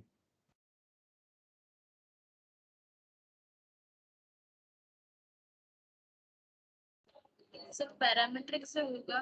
बिल्कुल sorry, सही, वेरी गुड। क्यों क्रिश, तुम्हें तो याद है ना? तुम्हें ही बोला है ना शायद, क्या दिया था, किसको दिया था पैरामीट्रिक वाला लॉजिक? मेरे को ही दिया था। हाँ तुम्हें दिया था ना, कि जब भी डिस्टेंस आए तो हो सकता है, होगा हमेशा ऐसा नहीं है, बट अगर ये दिमाग में आ गया पैरामीट्रिक तो शायद हम फिर सोच लेंगे क्वेश्चन को, क्योंकि अगर दिमाग में ही नहीं आएगा तो क्वेश्चन तो खैर बहुत दूर है, फिर तो तुमसे बहुत दूर है। और स्ट्रेट लाइन वगैरह के क्वेश्चंस थोड़े से लेंदी होते हैं, याद रखना, तो स्पीड चाहिए, और अगर सोचने में ही बहुत वक्त लगा दोगे तो स्पीड तो फिर तो गई काम से। लेंदी क्वेश्चंस आते हैं क्योंकि कैलकुलेशन आ सकती है। सर इक्वेशंस बन गए, अभी सिर्फ कंडीशन की वजह से ट्रिग्नोमेट्री बहुत यूज हो रहा है, वो बाकी। बहुत यूज हो रहा है बेटा, कोई बात नहीं। बहुत नहीं हो रहा, मतलब थोड़ा कम। थोड़ा कम हो रहा है, कोई बात नहीं। चलो, तो अब हम करते हैं क्वेश्चन को, देखते हैं। आई होप सबने क्वेश्चन तो रीड कर लिया ना? हाँ सर। Yes sir. ठीक है, अब जो लॉजिक्स बता रहा हूं बेटा ध्यान से सुनना, ये तुम्हें काम आएगा नए क्वेश्चंस को क्रैक करने में। Logics, first of all check whether lines perpendicular है कि पैरेलल कि नीदर। ये हमेशा याद रखोगे ना बेटा पॉइंट, क्योंकि अगर ये भूल गए तो कॉम्पिटिटिव एग्जाम्स के स्ट्रेट लाइन के क्वेश्चन नहीं बनेंगे भाई बेटा। तुमसे बोर्ड लेवल तक ही शायद क्वेश्चन कर लो तो कर लो। लॉजिक नंबर 1, कैसे क्वेश्चन क्रैक करते हैं मैं वो तुम्हें थिंकिंग बता रहा हूं। समझ आया बेटा कि हम हमेशा पहले क्या चेक करेंगे कि लाइंस पैरेलल या परपेंडिकुलर तो नहीं है। तो इसका स्लोप कितना है नहीं जरा फटाफट बताओ? -1/3। इसका स्लोप है -2, और तीसरे वाले का स्लोप कितना है 1, minus of coefficient of x upon coefficient of y। क्या m1 m2 इक्वल टू -1 दिख रहा है? क्या किसी भी प्रोडक्ट का मतलब सॉरी इक्वल दिख रहा है कोई भी, या प्रोडक्ट -1 दिख रहा है? नहीं। नहीं नहीं तो है। हमें आंसर क्या मिला? नीदर। ताकि अब अपन जो एक रफ फिगर बनाएंगे वो बहुत एग्जैक्ट बना लेंगे। बहुत बार इस चैप्टर में ना हिडन इंफॉर्मेशन होती है। क्या होती है? Hidden information. और हिडन इंफॉर्मेशन किस टाइप की हो सकती है, जैसा कि यहां पे मैंने लिखा। ठीक है, समझ आया कि नहीं? बोलो। दूसरा, यस सर। अगर तुम्हें एक पॉइंट गिवन है और लाइन गिवन है, तो इसको सब्स्टिट्यूट करके चेक करो क्या उस लाइन पे तो लाइन ही कर रहा है वो point. Whether it is line on line और नॉट। क्या ये चेक कर सकते हो? ये एक और हिडन इंफॉर्मेशन होती है, और बहुत अच्छे अच्छे क्वेश्चन पूछे हैं भाई आईआईटी जेईई ने तो इन कॉन्सेप्ट्स पे, मतलब पूछ चुकी है आईआईटी इन लॉजिक्स पे। तो चेक करो बेटा। वैसे तो स्टेटमेंट से दिख रहा है कि शायद ना करे, बट फिर भी रख के देखो क्या कर रही है, तीनों को सेटिस्फाई, किसी को भी नहीं कर रही है, नहीं कर रही है। तो इससे मुझे आंसर क्या मिला? Not lying on any line. क्या ये दोनों चेक करने में तुम्हें बहुत वक्त लगेगा कि हाफ अ मिनट या 20-30 सेकंड में कर लोगे चेक? कर 20-30 लेंगे सेकंड। चेक। हो जाएगा। चलो, तो सबसे पहले तो ये हमें देखना है, क्योंकि जब हम एक रफ फिगर बना रहे हैं, जब हम एक रफ फिगर बना रहे हैं, वो बनाए अपन थोड़ा सा एक्यूरेटली। जैसे कि मां मैंने क्या बताया था, रफ फिगर बनाओ बट प्लॉट करके ढंग से बनाओ। और एक और चीज क्या बोली, अब स्लोप देख लो भाई। लाइंस गिवन हो तो परपेंडिकुलर है, पैरेलल तो नहीं है, वरना तो तुम फिगर ही गलत बना दोगे तो सब गड़बड़ हो जाएगा। और ऐसी पॉइंट और लाइन दे दे। किसी भी क्वेश्चन में तुम्हें यही लॉजिक्स लगाने सबसे पहले। स्ट्रेट लाइन के क्वेश्चन को क्रैक कैसे करते हैं, ये दो लॉजिक है। और तीसरा फिर आता है रफ फिगर। भूलोगे तो नहीं, किसी भी एक अच्छे क्वेश्चन को कैसे क्रैक करना है तुम्हें, फिर चाहे वो आईआईटी का हो या किसी का भी हो। अगर ये भूल गए क्वेश्चन क्रैक नहीं होगा। अब तुम अपना दिमाग जो दौड़ाना चाहो दौड़ा लेना, मेरे पास मत आना कि क्वेश्चन नहीं बन रहे। समझ आया बेटा? Yes sir. चलो तो अब अपन फिगर बनाते हैं। अब ऐसे तो ये रैंडम लाइन है, परपेंडिकुलर ना पैरेलल तो है, कोई कुछ भी नहीं है, तो ऐसे बना दे, ऐसे बना दे और ऐसे बना दे, 3 लाइन कोई भी रैंडम बना सकते हो ना ऐसे। चलो अब उसमें भी तुम अगर स्लोप से देखो तो तुम्हें पता चलेगा कौन कितना इंक्लाइंड एक्यूट बन रहा है कि ऑब्ट्यूज, वो भी तुम पता कर सकते हो, बट वो अभी यहाँ इतना नीड नहीं है।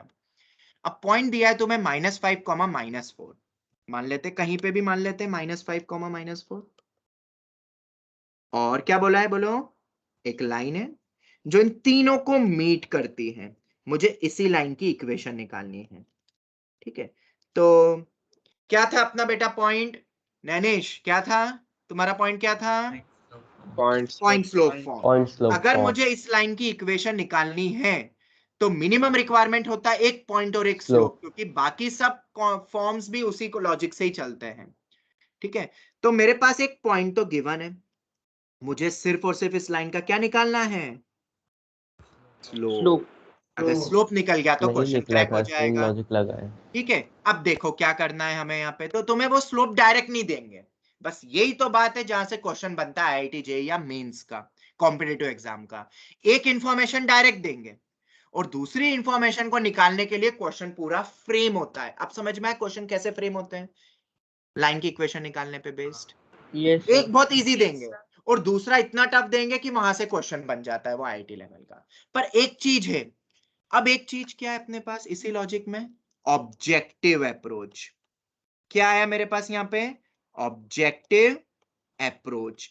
अगर तुम्हारे सामने 4 ऑप्शंस हैं, ये मैं फिर बोल रहा हूं, ये वाला क्वेश्चन तुम्हें मतलब एक अलग ही लेवल तक पहुंचा देगा और क्वेश्चन फिर आसान लगने लगेंगे तुम्हें, आरडी हो या किसी भी बुक के, समझना। ठीक है, यही एक वो क्वेश्चन है जिसमें सब वो कॉन्सेप्ट्स -5, -4 को सेटिस्फाई करनी चाहिए हाँ, इक्वेशन। ये जो 4 ऑप्शंस है उसमें -5, -4 जो क्वेश्चन में दिए रहेंगे ना, जिस लाइन की क्वेश्चन पूछे हैं, क्या उसको सेटिस्फाई तो करना ही चाहिए यस ना। हाँ हाँ सर बट करना चाहिए। अब सुनना, वैसे तो आईआईटी में एक बार ऐसा आ चुका है क्वेश्चन कि सेटिस्फाई करने वाला सिर्फ एक ही ऑप्शन था, आई डोंट नो ने इंटेंशनली डाला कि गलती से ऑप्शंस बने, बट इन जनरल मेंस हो या एडवांस हो या बोर्ड का पेपर भी क्यों ना हो, वो तुम्हें जो 3 लाइंस देंगे, वो तीन मतलब वो जो 4 ऑप्शंस देंगे, सॉरी ये 3 लाइन नहीं, जो 4 ऑप्शन देंगे उन चारों ऑप्शन से ये पॉइंट क्या करेगा, सेटिस्फाई। तभी तो क्वेश्चन बनेगा बेटा। क्यों, ऐसा क्यों बेटा, एक पॉइंट से जाने वाले कितनी लाइंस होती है, इनफाइनाइट। इनफाइनाइट लाइंस पॉसिबल हो सकती है। तो 4 ऑप्शन में से एक तो करेक्ट है, बाकी 3 ऑप्शन बनाना आसान है ना, आसान है ना, उस पॉइंट से जाने वाले। बट हाँ। फिर भी अगर तुम्हारी किस्मत अच्छी हुई तो तुम्हारे एनालिटिकल, इसको बोलते हैं एलिमिनेशन मेथड, पता है ना बेटा एलिमिनेशन मेथड क्या कहते हैं, किसे कहते हैं? 3 Yes. ऑप्शन गलत है तो चौथा पक्का सही ही होगा, फिर चेक नहीं करना है हमें कि वो ये इंटरसेप्ट ए बी और वो रिलेशन सेटिस्फाई करेगी कि नहीं जो क्वेश्चन में गिवन है कि नहीं।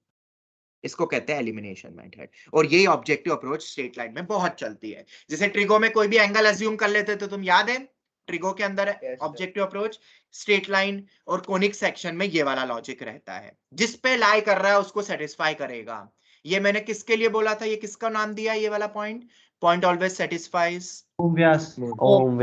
हाँ, तो बेटा ये भूलना मत, ये बहुत भूलना। चलो ठीक है, तो अब तुम्हें बेसिक समझ में आ गया ना कि कोई भी क्वेश्चन आए स्ट्रेट लाइन का अप्रोच क्या बनेगी, सोचना कैसे क्वेश्चन को। अब आते हैं हम क्वेश्चन पे, फोर्थ स्टेप। अब फोर्थ स्टेप क्या होगी बेटा, अब कुछ मिला तो है नहीं इससे, ऑप्शन तो दिए नहीं है, सब्जेक्टिव क्वेश्चन है और क्या पता चारों ऑप्शन सेटिस्फाई कर जाए। तो अब अपन आते हैं रिलेशन पे। ओके, तुम्हें दिया हुआ है कि एक लाइन है पॉइंट ए, अच्छा इस पॉइंट को ए बोला हुआ है, वो इन तीनों लाइंस को कट करती है B C D respectively, word जरूरी है वरना सब गड़बड़ हो जाएगा। तो पहली लाइन बोलो कौन सी है, मुझे लाइन बता दो एक बार, x प्लस 3y प्लस, कौन सी लाइन पहली, यही है ना, इसको पॉइंट ए बोला। Yes sir. दूसरी लाइन बोलना 2x + y + 4 = 0। 2x + y + 4 = 0, ये पॉइंट बोल दो पॉइंट बी, दिया ही है क्योंकि वहां पे। फिर तीसरा पॉइंट सी बोलो, क्या इक्वेशन ये वाली लाइन सर की, वो पहले वाला b होगा। सीडी नहीं होगा। सर ए तो 2x given प्लस है। वाई प्लस 4 इक्वल टू 0 और तीसरी लाइन कौन सी है x minus Y minus 5 equal to 0। Sir उस लाइन का नाम डी दे रखा है ना। जो BCD अच्छा होगा BCD है, वहां पे A तो पॉइंट ए ऑलरेडी तो दे दिया दिया है। हाँ वो A तो ऑलरेडी दिया हुआ है, कोई बात नहीं। हाँ। ये B कर दो, ये C कर दो, ये D कर दो। फिगर बनाने में कोई दिक्कत अभी फिलहाल प्लॉट करने सर में? इसमें हम एक और ऑब्जेक्टिव अप्रोच लगा सकते हैं ना कि जो लाइन गिवन है पॉइंट गिवन है तो फिर बी सी डी के जो पॉइंट्स होंगे कोऑर्डिनेट्स वो निकाल लेंगे और उससे भी चेक कर सकते हैं इक्वेशन से। हाँ बेटा, मतलब वो पॉइंट रख के फिर तो वो चारों ऑप्शन बेटा अब समझ लो लॉजिक को, तो ऑब्जेक्टिव मैंने खैर बता दिया है, अब वो तुम देखते रहना। चलो अब एक्चुअल अप्रोच सीखते हैं। ए बी ए सी और ए डी, सबसे खास बात ये है कि तीनों में पॉइंट ए से ही डिस्टेंस लिया जा रहा है, यस और नो? बिल्कुल। हाँ। और अगर Yes, sir. एक ही पॉइंट से डिस्टेंस लिया जा रहा है तो बेटा पैरामेट्रिक फॉर्म 100% लगेगा, 100%। इस डिस्टेंस को बोलते हैं R1, ए बी को, तो AC को क्या बोलते हैं? R2, तो AD को क्या बोलते हैं? R3। बोल सकते हैं? बोल सकते हैं कि नहीं? हाँ। और इस लाइन का स्लोप तो गिवन नहीं है तो इसको M बोल देते हैं। तो क्या तुम पैरामेट्रिक sir. फॉर्म से, अब पैरामेट्रिक फॉर्म पे और भी बहुत क्वेश्चन है आरडी, मैं फिर बोल रहा हूं आरडी के क्वेश्चंस करना, सॉल्व एग्जांपल तुम्हें बहुत मिलेंगे। क्या तुम पॉइंट बी निकाल सकते हो मेरे लिए? स्लोप मान लिया m मतलब tan थीटा, सर और पॉइंट हमें पता है, तो हमें पता है फॉर्मूला होता है x1 plus R cos theta comma y1 plus R sine theta. R given नहीं, डायरेक्शन गिवन नहीं, तो बाय डिफॉल्ट अपन प्लस वाला लेते हैं, ये मैंने बताया था। तो अब b कितना होगा? x1 y1 कितना है?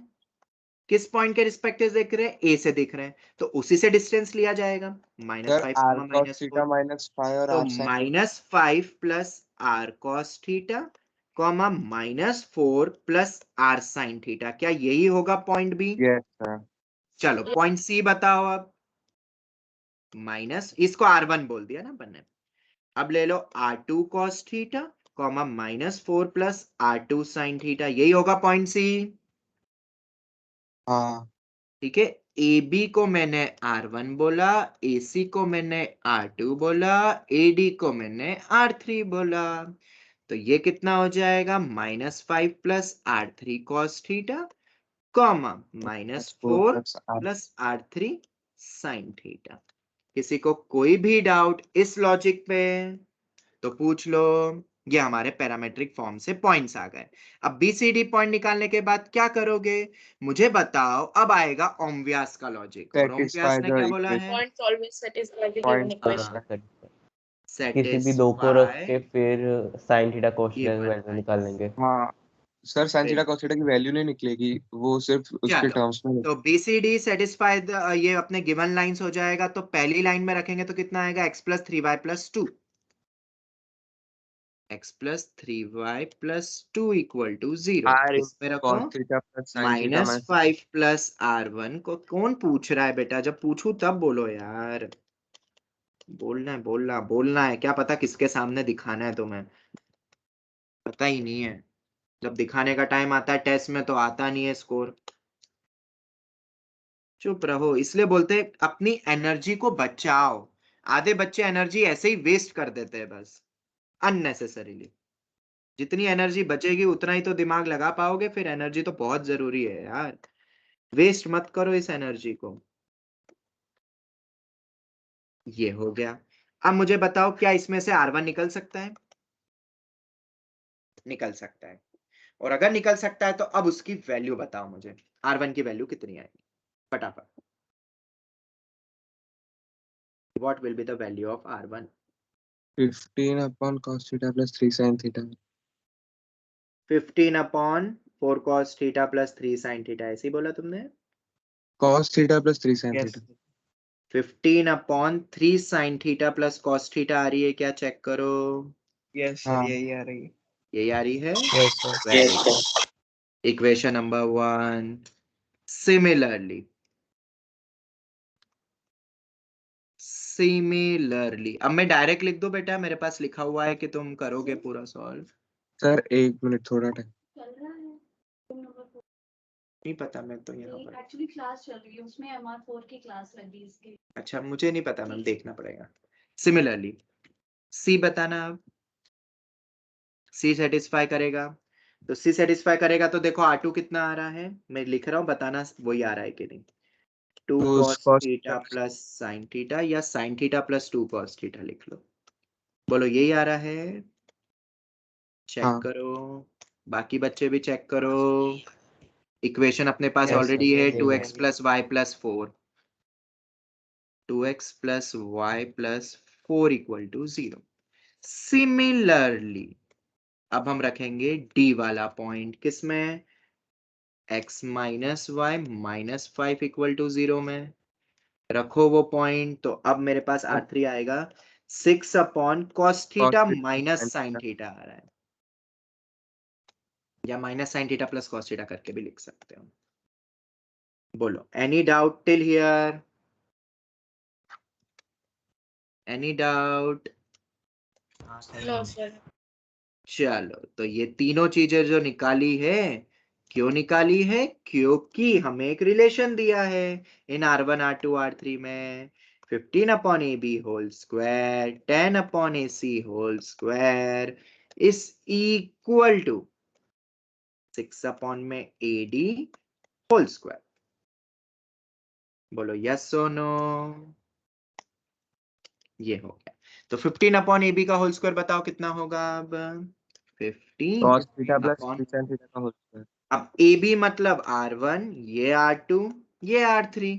और देखो क्वेश्चन कितना मतलब शानदार बनाया है, और हमें ये वैल्यू निकाल के ही लग रहा है कि बिल्कुल सही रखा गया है और रेसिप्रोकल करके रखा हुआ है, क्योंकि वो 15 10 और 6 जाएगा और ये सब ऊपर पहुंच जाएगा। हाँ तो अपन डायरेक्ट लिखेंगे अब 3 sin theta plus cos theta whole square plus दूसरे वाले में कितना है, sin theta plus 2 cos theta whole square is equal to cos theta minus sin theta whole square. फिर अपॉन में 15 10 एंड 6 आएगा ना तो स्क्वायर बेटा में। ये क्या करोगे, इसका क्या वो करोगे, कैंसल आउट हो जाएगा ना। इसका क्या करोगे, ओके इसका ओके। क्या करोगे। चलो तो a plus B whole square सबको आता है, तो बिंदास सबको एक्सपांड करो बेटा। सर तो बहुत बड़ा देखो है।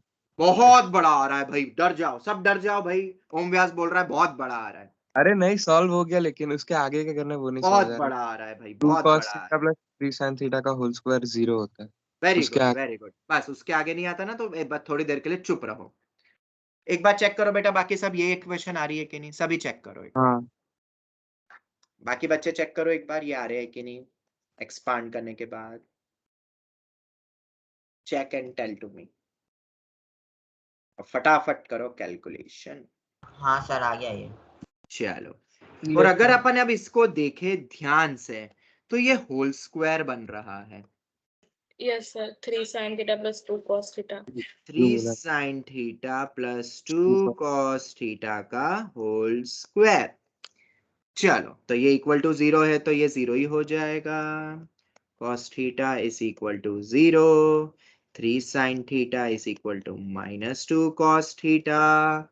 तो देखो जरा क्या tan थीटा हमारा स्लोप मिल माइनस गया। 2/3 आ रहा है कि नहीं, बिल्कुल आ यस रहा सर। है। और tan थीटा को ही हमने क्या बोला था, m, therefore बोलो नैनिश क्या है नाम तुम्हारा, मैं नैनिश ही लिख वन लेता, slope one point form. Point slope form लगा दो, क्योंकि स्लोप हमारे पास गिवन है, पॉइंट तो पहले ही गिवन था भाई, -5 कॉमा -4, -5 कॉमा -4 हमें गिवन है, x1 y1 गिवन है, पॉइंट गिवन है, तो y minus y1 is equal to m x minus x1 में रख सकते हो, बिल्कुल रख सकते हैं, -2/3 x प्लस 5। किसी को कोई डाउट है तो पूछ लो, इसको रीअरेंज करना है तो कर लेना, वरना ये मेरा आंसर है। जवाब दो जवाब दो जवाब दो। Yes sir. हाँ सर। वेल अंडरस्टैंड, आ गया। ये हो जाएगा देखो 2x plus 3y 3y plus 22 equal to 0 sir. Yes sir. और तुम देख सकते हो ये सेटिस्फाई करेगा -4 5 कॉमा -4 को, नहीं करेगा तो निकाले ही गलत है कैलकुलेशन ही गलत करिए, फिर इसको तो करेगा ही यहाँ पे। चलो खैर, तो इस टाइप के क्वेश्चन 100% आएंगे एग्जाम में, 100% एक्सपेक्टेड वैरायटी है ये। तो आ गई तो तुम्हारी किस्मत है। तो क्या 2 से 3 मिनट में आप फटाफट कर सकते हो? यस वो सर। छोटा सा क्वेश्चन है, मतलब स्ट्रेट लाइन में जैसे क्वेश्चन एक्चुअल एग्जाम में आते हैं उसके कंपैरिजन में this is one of the shortest question हम बोल सकते हैं, जैसे क्वेश्चन आते पेपर में उसके रिस्पेक्ट में इन मेंस एंड एडवांस। तो फटाफट कर लोगे ना 2 से 3 मिनट में? आइडियल टाइम जो अपन 2 to 3 मिनट्स लेते हैं, हो जाएंगे ऐसे क्वेश्चंस? तो अब बोलो। Yes sir. चलो, तो सबसे कम कैलकुलेशन वाला क्वेश्चन था, क्योंकि इसमें कहीं पे भी उलझना नहीं पड़ा। क्वेश्चन में उलझना तो किसे कहते हैं, जब दो इक्वेशन, दो वेरिएबल बहुत कॉम्प्लेक्स और पॉइंट ऑफ इंटरसेक्शन ही नहीं निकल रहा है, ठीक है, तब मजा आता है। चलो खैर, अगर बीसीडी पूछते तो निकाल सकते थे। अब बीसीडी पूछते तो बिल्कुल, ये लाइन पता है, तो अब हम किसका इस्तेमाल करेंगे? शेल्डन। जब दो लाइंस गिवन हो, शेल्डन बोलो। तो दो वेरिएबल पॉइंट ऑफ इंटरसेक्शन। बिल्कुल, 2 पॉइंट गिवन हो तो पॉइंट ऑफ इंटरसेक्शन एलिमिनेशन या जिस मेथड से निकालना है कर सकते हो। Can we proceed now to next part? Yes sir. चलो खैर, ये भी हो गया। अब अपन एक बहुत ही इंपॉर्टेंट कॉन्सेप्ट पढ़ने वाले हैं जिसका नाम है कॉनकरेंट लाइंस। बहुत इंपॉर्टेंट लॉजिक है ये, समझना ध्यान से, बहुत बच्चों को पता नहीं रहता है, और ये भी एनसीईआरटी ने दिया है। ये एनसीईआरटी में थ्योरी गिवन है, मतलब ये बोर्ड अप्रोच ही चल रहा है अभी तक, सब कुछ बोर्ड ओरिएंटेड चल रहा है। जहां कुछ आईआईटी जैसा है मैंने बता दिया है तुम्हें अलग से, ठीक है। अपने आप में स्ट्रेट लाइन आरडी में भी इतना सारा दिया है ना कि तुम वो भी कर लो तो बहुत प्रैक्टिस होती है, बहुत प्रैक्टिस हो जाएगी। चलो, कॉनकरेंट लाइंस का मतलब क्या है, हमने अभी पीआरएमओ की क्लास वगैरह में तो देखा ही है, मैं एग्जांपल से बता रहा हूँ। 3 लाइंस अगर मैं लिखता हूं, a1x plus b1y plus c1 equal to 0, जिसको आपसे अपन लाइन को ना ऐसे भी डिनोट करते हैं, इस तरीके से L1 ट्रिपल 0 ऐसा लिख देते हैं, इक्वल टू 0 करके भी लिख देते हैं, तो डरना मत, it is nothing but the line representation. दूसरी लाइन, इन सबका एक पीओआई होता है, ये मान लो। और तीसरी लाइन,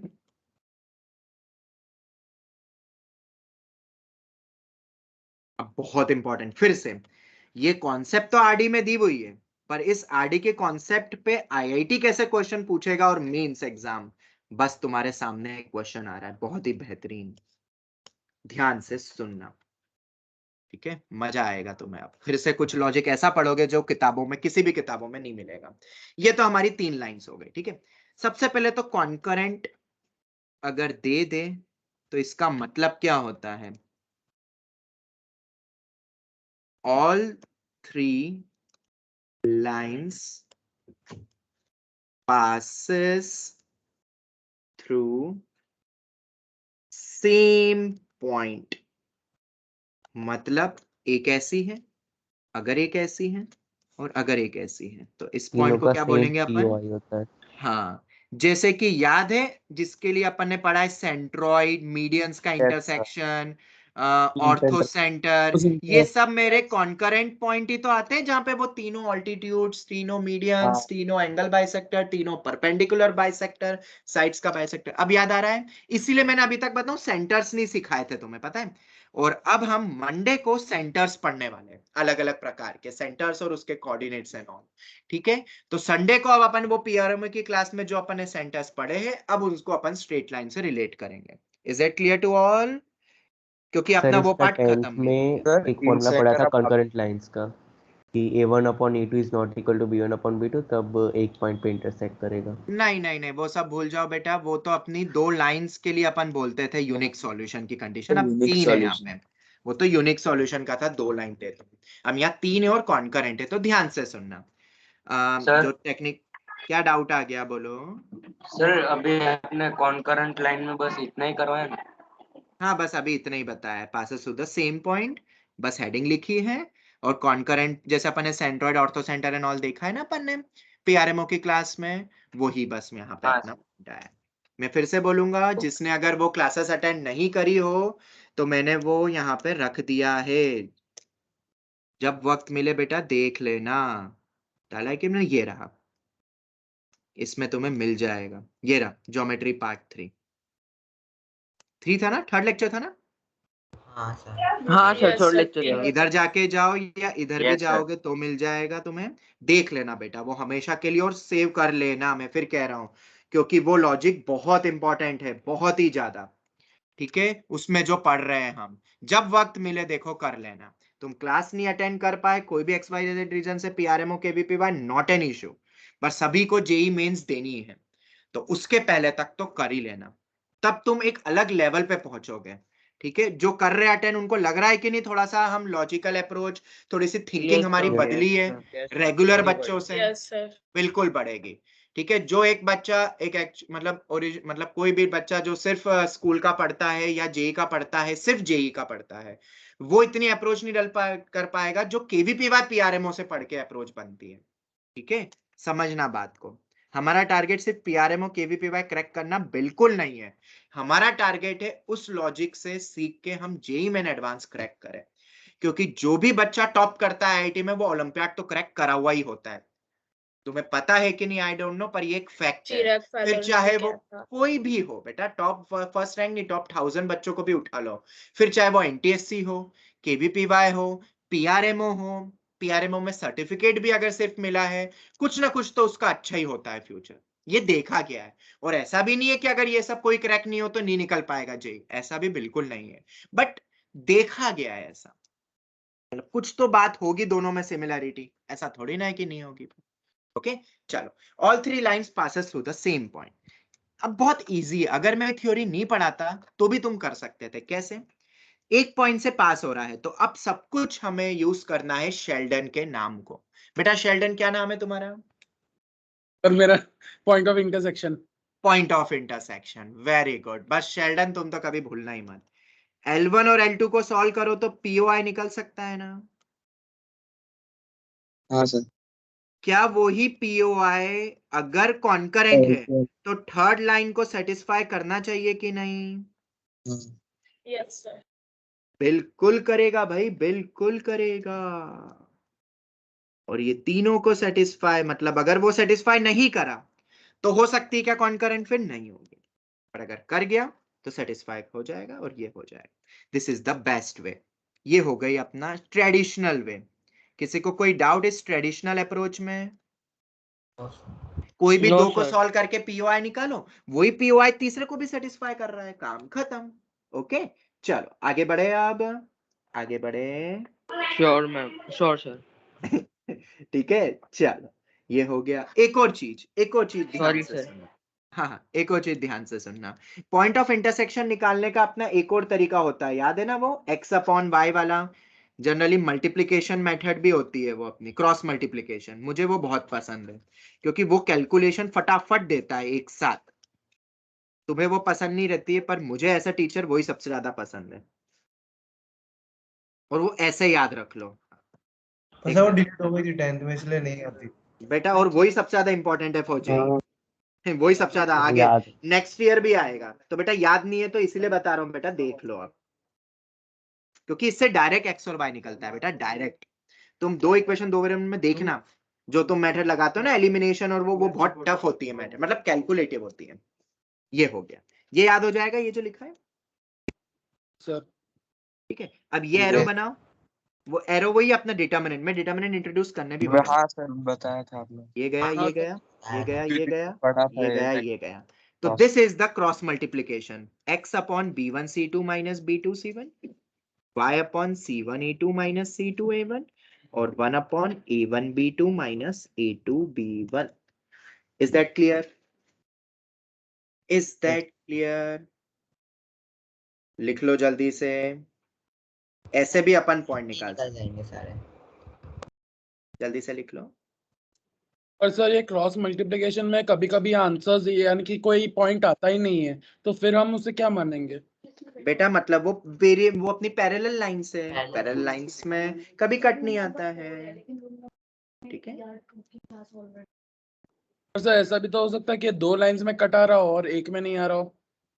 बेटा अभी तो 2 लाइंस को ही सॉल्व किया है ना बेटा, अब इसको तीसरे में तो सेटिस्फाई करेंगे ना बेटा। Sir.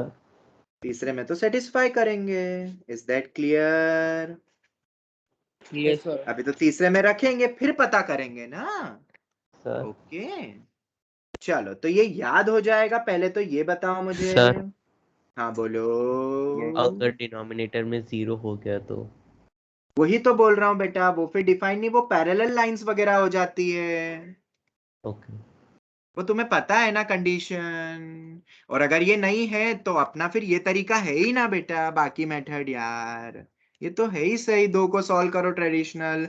और स्लोप तुम्हें बताया ना बेटा, जब भी दो लाइंस आए हमेशा क्या चेक करना है सबसे पहले? लाइंस पैरेलल है कि परपेंडिकुलर। बताया है ना बेटा वो मैंने तुम्हें। यस ओके सर चलो, तो ये याद हो जाएगा। बस हाँ, एक ही कंडीशन है भाई, लाइंस किस फॉर्मेट में दिखनी चाहिए जब तुम कंपेयर करोगे? तो एक तरफ होना चाहिए और इक्वल टू 0। पहले x होना चाहिए, फिर y और फिर कांस्टेंट, और इससे कंपेयर कर रहे हैं अपन। समझ में आया ना बेटा? अगर इक्वल टू में कांस्टेंट है तो बनेगा क्या? ये फॉर्मूला वैलिड रहेगा? बदल जाएगा फिर फॉर्मूला। तो तुम्हें क्या करना है, हमेशा पहले एक तरफ लाओ और फिर करो सॉल्व। ओके ओके ओके बोलो। तो याद रखोगे कि नहीं रखोगे? क्या बहुत टफ है क्रॉस मल्टीप्लीकेशन मेथड? बिल्कुल भी नहीं है। BCCA AB B1C1 B2C2, और ये एरो याद रखना। ठीक है, तो भूलोगे तो नहीं बेटा। मुझे ये पसंद है थोड़ा ज्यादा, इससे क्रॉस मल्टीप्लीकेशन से फटाफट आंसर आ जाता है फिर दोनों एक साथ। ओके, तुम्हें जैसे करना है तुम कर लेना। ओके, अब सुनना ध्यान से। इससे जो x की वैल्यू आ रही है आएगी ना बेटा, इसका तो डायरेक्ट फॉर्मूला भी देखो बन गया, B1C2 minus B2C1 upon A1B2 minus A2B1. This is a direct formula to find the values of x and y for solving two equation to variable. Is that clear? ये मेरे फॉर्मूले होते हैं। और अब इसको क्या रखोगे तीसरी इक्वेशन में, थर्ड इक्वेशन में क्या कर दोगे? सेटिस्फाई करना चाहिए ना ये पॉइंट। इफ कॉन्करेंट, अगर सेटिस्फाई नहीं करा तो कॉन्करेंट होगा क्या? नहीं। ओके ओके ओके, जवाब दो, जल्दी से दो। चलो ये हो गया। इसके बाद आगे बढ़ते हैं। अब इसी को रखने के बाद तुम्हें पता है ये पॉइंट को जब तुम यहां रखोगे तो एक बड़ा सा रिलेशन आएगा ना, ए बी सी तीनों में। थर्ड में रखोगे तो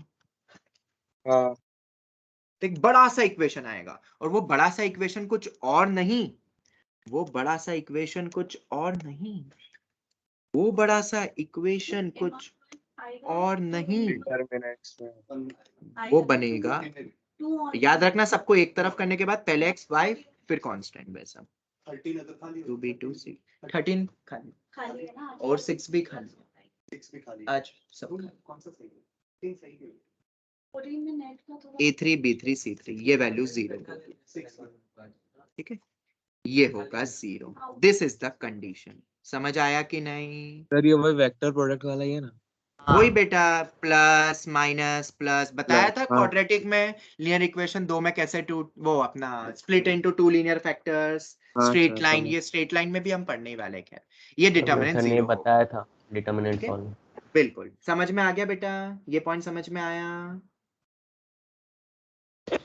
यस सर। ठीक है, ये अपना ये डायरेक्ट हो गया, ये मेथड 2 बोलते हैं अपन इसको, जो आया मेथड 1 से, ये जनरलाइज फॉर्म से, ये मेथड 2 हो गया। मेथड 1 भी समझ आ गया बेटा, ये मेरा स्टेप मेथड 1। किसी को कोई भी डाउट? नो सर नहीं। पर यहाँ पे आता है अब कुछ कहानी में ट्विस्ट। क्या आता है अब बोलो? हाँ बोलो। अब यहाँ पे ट्विस्ट एंड टर्न आते हैं। मैं एक स्टेटमेंट देता हूं, असर्शन रीजन के क्वेश्चन आते हैं बेटा जेईई मेंस में, बहुत जबरदस्त आते हैं और कभी कभार नहीं बनते, नहीं समझ आता है। ध्यान से सुनना, उस असर्शन रीजन में एक बहुत इंपॉर्टेंट पॉइंट आता है। और हमारे मॉड्यूल में सॉल्व एग्जांपल में कुछ असर्शन रीजन के भी क्वेश्चन होते हैं। नहीं देखा कभी तो स्ट्रेट लाइन चैप्टर खोलना, उसमें एक असर्शन रीजन पे क्वेश्चन है बहुत ही बेहतरीन। इसी कॉन्करेंट पे ढूंढ लोगे कि वो घूम के भी मैं दूं? नहीं सर, कॉन्करेंट पे, ठीक है। उसका जो लॉजिक है बस मैं वो बता देता हूं, ध्यान से सुनना। हाँ, if A1 B1 C1 E2 B2 C2। अभी मैं ऊपर वाला जो लिखा है ना इसके साथ कुछ और भी आने वाला है, तभी मैं बता रहा हूं। A3 B3 C3। अगर ये वैल्यू 0 है देन, और ये A1 B1 क्या है वो तुम्हें ऊपर मैंने बता ही दिया है, लाइंस आर कॉनकरेंट। क्या ये स्टेटमेंट करेक्ट है? क्या ये स्टेटमेंट इनकरेक्ट है? अभी तक जितना पढ़ा उससे तुम्हें क्या लगता है? क्योंकि वो जो ऊपर पढ़ाया वही किताबों में दिया रहता है कि अगर कॉन्करेंट होता है तो ये। तो अब मैंने तुमसे ऐसा पूछा कि अगर ये वैल्यू 0 होती है तो क्या तीनों लाइंस कॉन्करेंट है, आर कॉन्करेंट? ये स्टेटमेंट करेक्ट है कि इनकरेक्ट है? इनकरेक्ट। ये इनकरेक्ट है। इनकरेक्ट।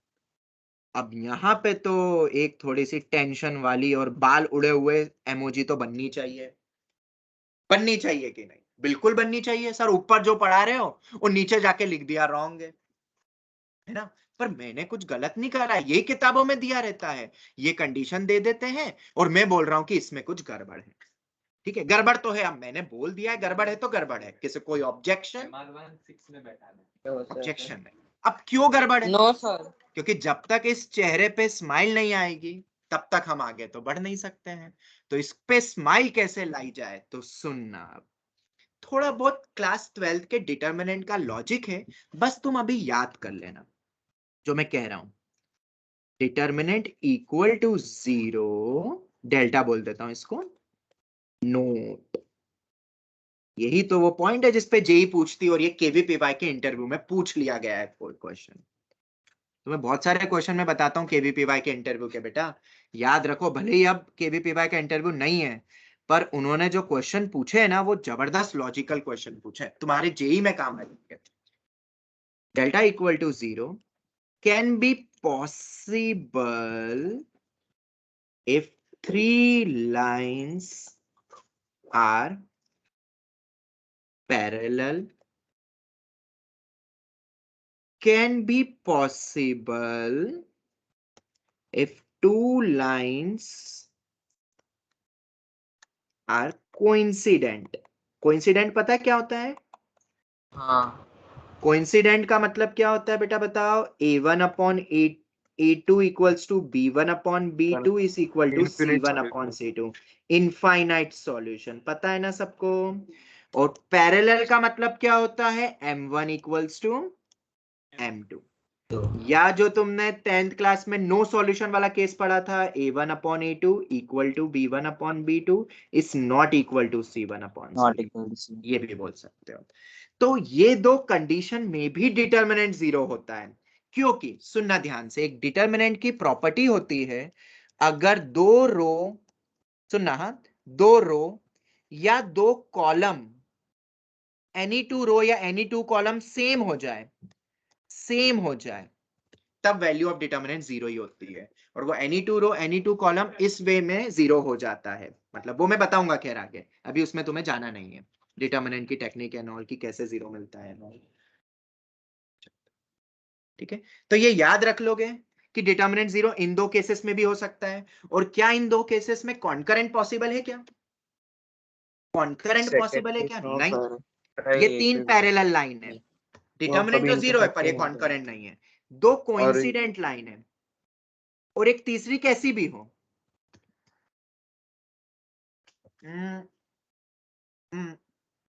एक सेकंड,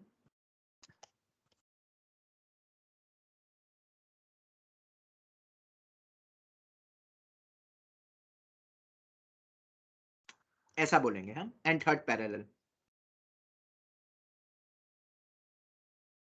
वरना तो एक पॉइंट तो तब भी मिल जाएगा ना मुझे, इसीलिए। और एक लाइन ले लो नीचे, बोल पॉसिबल है? बिल्कुल नहीं। एक और चीज, तीनों ही कोइंसिडेंट हो जाए तो एक पॉइंट से पास होगा क्या? एक पॉइंट से पास होगा? फिर तो इनफाइनाइट पॉइंट होगा। तो कॉन्करेंट तो नहीं बोल सकते ना अपन, नहीं बोल सकते, क्योंकि जनरली कॉन्करेंट के लिए एक ही पॉइंट बोला जाता है, सिंगल यूनिक सॉल्यूशन। तो इसको भी हम जनरली कंसीडर, कोई कोई किताब वाले नहीं करते, कोई कोई बोल देता है कि एक पॉइंट तो है ही सही, मैं इसको कंसिडर नहीं करता हूं, तो इन कंडीशंस में मुझे कभी नहीं मिलेगा। Is that clear? Is that clear? Sir Yes, third वाला sir. पॉइंट बता सकते हो वापस? तीनों कोइंसिडेंट, तीनों ही लाइन कोइंसिडेंट हो गई, तीनों एक ही लाइन है। जैसे कि x plus Y plus 1, 2x plus 2y plus 2, 3x plus 3y plus 3, क्या तीनों सेम ही लाइन है बेटा? 2 को डिवाइड करो सेम ही हाँ a1 अपॉन a2, हाँ सही, तो ये एक ही है। कोइंसिडेंट हो गई बेसिकली तीनों ही, तो infinite solution. Is that clear जो मैंने पॉइंट बोला? Okay sir. ठीक है, तो इन केस में मतलब एक सेकंड बेटा रुको, जो मैं कह रहा हूं पहले सुन लो ध्यान से। मतलब एक्चुअल कंडीशन क्या होगी फिर कॉन्करेंट की? हाँ एक और चीज, अगर ऐसा नहीं दिख रहा है, ये कंडीशन ट्रू नहीं है, तो क्या कंडीशन ट्रू होगी फिर? Not true but delta equal to 0, मतलब डेल्टा 0 तो है पर ये तीनों कंडीशन ट्रू नहीं है, तो हमें डेफिनेटली क्या मिलेगी? Concurrent lines. इसका मतलब एक सेकेंड, ये 0 तो हो एंड, और कंडीशन क्या होनी चाहिए? Line should be non parallel, मतलब ऐसा केस नहीं होना चाहिए। और कौन सा केस नहीं होना चाहिए? दो कोइंसिडेंट हो जाए और एक नीचे पैरेलल, ये वाला केस नहीं होना चाहिए। या तीनों ही क्या हो जाए? ऑल थ्री कोइंसिडेंट, ये केस नहीं होना चाहिए। मतलब सिर्फ ये चेक करना है तुम्हें कि ये भी चेक करना है बगल वाला? जवाब दो। ये दोनों है, मतलब बीच में एंड लगता है। तो कंडीशन क्या हो गई बेटा बोलो? कॉन्करेंट की करेक्ट कंडीशन क्या हो गई? सिर्फ ये डेल्टा इक्वल टू 0 है क्या? नहीं, इसके साथ साथ ये भी होना देखना पड़ेगा तुम्हें। और ये कैसे पता कर सकते हो? स्लोप वगैरह से एंड ऑल देख सकते हो ना, चेक कर सकते हो ना, स्लोप तो तुम्हें पता है।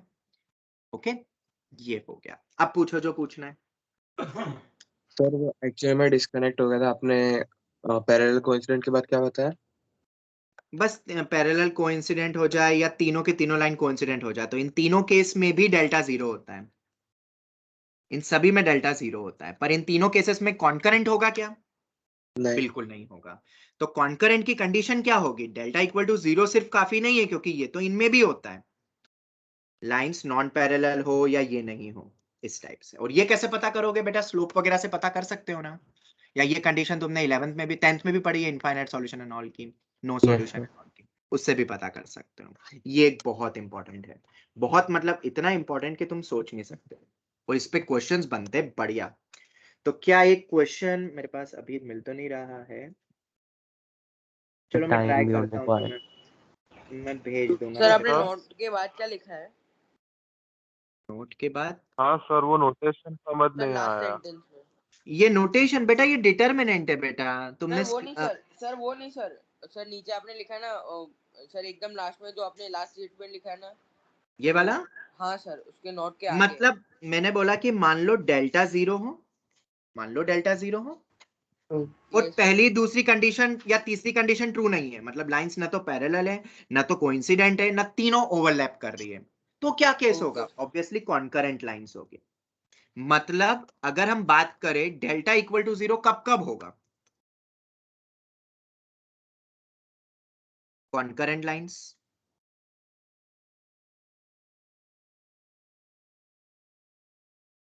और या तो तीनों पैरेलल लाइंस, या तो दो कोइंसिडेंट और नहीं नहीं तीसरी पैरेलल, या तो तीनों कोइंसिडेंट कर दें। बोलो, डेल्टा इक्वल टू 0 इन कंडीशंस में सब में होगा ना? Yes sir, okay sir. पर हमारा कौन सा था? ये वाला था कंडीशन, और ये मैंने तुम्हें बता दिया। Is that clear? Is that clear? Yes sir clear. और ये कंडीशन बाकी सब Yes, ट्रू, देखो डेल्टा इक्वल टू 0 चेक कर लिया, और ये अगर तीनों कंडीशन ट्रू नहीं है तो चौथी वाली करेक्ट होगी फिर तो। चलो ये हो गया। इस पे एक क्वेश्चन यार मेरे को मिल नहीं रहा है अभी, मैं देता हूं चलो नेक्स्ट क्लास में, ठीक है? और इसके बाद ही अब हम इसी के लॉजिक से अब हम नेक्स्ट क्लास में फैमिली ऑफ लाइंस पढ़ेंगे, और फैमिली ऑफ लाइंस के बाद अपन सेंटर्स पढ़ेंगे अलग अलग स्ट्रेट लाइन में। तो ये अपना मंडे का टॉपिक रहेगा। और ऑलमोस्ट अब तो हम बहुत करीब आ रहे हैं अपने थ्योरी कंप्लीशन एंड ऑल पे। तो फटाफट स्ट्रेट लाइन खत्म करो। और जैसा कि अभी बोला था कि किसी के स्कूल में एग्जाम चल रही है, तो मैं वेंसडे रख लेता हूँ, वेंसडे नाइट को डेडलाइन। फिर इज दैट क्लियर? थोड़ा सा स्पीड बढ़ाओ, थोड़ा स्पीड बढ़ाओ बेटा, ठीक है? क्योंकि देखो, स्कूल का अगर अभी करते रहोगे और रेगुलर नहीं पढ़ोगे तो यहाँ छूट जाओगे फिर, ठीक है? और हमने हर चीज पढ़ी है, तुम्हें सिर्फ रिवाइज करना चाहिए। अगर कोई टॉपिक नहीं आ रहा हो जो मतलब स्कूल में आ रहा हो और यहाँ नहीं पढ़ाया हो तो बात अलग है। उसके लिए भी मैंने पूरा टर्म एग्जाम तुम्हारा पूरा प्लानर बदलवा दिया यार, कि टर्म एग्जाम का पहले खत्म करेंगे फिर दूसरा करेंगे। इससे ये ज्यादा बात तो और नहीं मैं है, नहीं कर सकता हूँ। क्या मतलब वो रफ में लिखा है तो आपको कैसे भेजेंगे फिर, इसलिए आधा सॉल्व चलेगा? हो गया है। स्क्रीनशॉट लो, चलेगा। जैसा लिखा है वैसा भेजो, जैसा तुमने लिखा है, रफ में लिखा है, जैसा भी लिखा है मुझे पूरा भेजो। मुझे बस देखना है तुमने करी है सॉल्व, मुझे ये पता करना। क्योंकि सॉल्व एग्जाम्पल्स ही दिए मैंने आरडी के, तो उसमें मैं क्या चेक करूंगा? सॉल्यूशन तो ऑलरेडी गिवन है, पर करा है कि नहीं करा है वो तो पता करना पड़ेगा ना बेटा। ओके और सर वो चलो, एनएससीपी वाला भी एक बार। हाँ बेटा, NS एनएसईपी एनएसईसी ये बेसिकली जैसे मैथ्स का ओलंपियाड होता है ना, वैसे ही फिजिक्स केमिस्ट्री का ओलंपियाड होता है। बट इसमें 12th तक के बच्चे बैठते हैं और 12th वाले जनरली निकलते हैं। क्यों निकलते 12th वाले बच्चे जनरली? क्योंकि 11 12 का सिलेबस होता है। उसमें 12th और 11th का सिलेबस होता है, उसमें 10th तक का इतना नहीं आता है, ठीक है? पीआरएमओ में तो क्लास 10 तक का सिलेबस है, 11th के बस कुछ ही टॉपिक है। पर एनएससीपी एनएसईसी में 11th 12th के और 12th का पोर्शन भी बहुत ज्यादा रहता है। तो अगर किसी को ट्रायल के लिए देना हो इस साल तो दे सकता है। अपार्ट फ्रॉम इट एक और एग्जाम होती, वो होती एनएसईए। हर साल 11 से भी बच्चे एनएसईए क्रैक करते हैं, हर साल एक या दो बच्चे एनएसईए निकाल लेते हैं। उसका एक रीजन है, एनएसईए का सिलेबस भले 11th 12th का है। और हाँ, एनएसईए में आता क्या है? एनएसईए का फुल फॉर्म क्या है?